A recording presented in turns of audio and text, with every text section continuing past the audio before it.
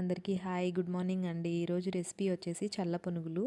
ఇది మనం గోధుమ పిండితో చేసుకుంటాం కాబట్టి చాలా హెల్దీ, ఇంకా ఆయిల్ కూడా అస్సలు తీయవండి. ఒకసారి ట్రై చేసి చూడండి. దీనికోసం అనేసి ఫస్ట్ మనం ఒక కప్పు పెరుగులో ఇంకా ఒక హాఫ్ స్పూన్ జీలకర్ర, ఒక పావు స్పూన్ బేకింగ్ సోడా, టేస్ట్కి తగ్గట్టుగా ఉప్పు వేసుకొని బాగా బీట్ చేసుకొని కొంచెం వాటర్ వేసుకొని పక్కన పెట్టుకోవాలి. తర్వాత ఇంకొక బౌల్లో గోధుమ పిండి, ఒక కప్పు పెరుగుకి దాదాపు 2 కప్పులు గోధుమ పిండి వేసుకొని అందులో ఈ బటర్ మిల్క్ అనేది పోసుకుంటూ కలుపుకోవాలి.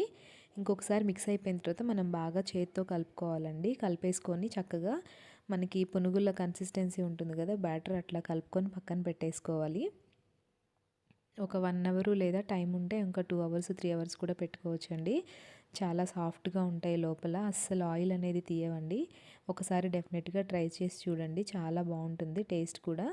ఇంకా మనం ఏ చట్నీతో తిన్నా కూడా బాగుంటుందన్నమాట. ఇలాగా బటర్ మిల్క్ అనేది కొంచెం కొంచెంగా వేసుకుంటూ చక్కగా ఈ కన్సిస్టెన్సీలో కలుపుకొని ట్రై చేయండి, చాలా బాగుంటుంది. మనకి మైదా అనేది అన్హెల్దీ అని అంటున్నారు కదండి ఇప్పుడు.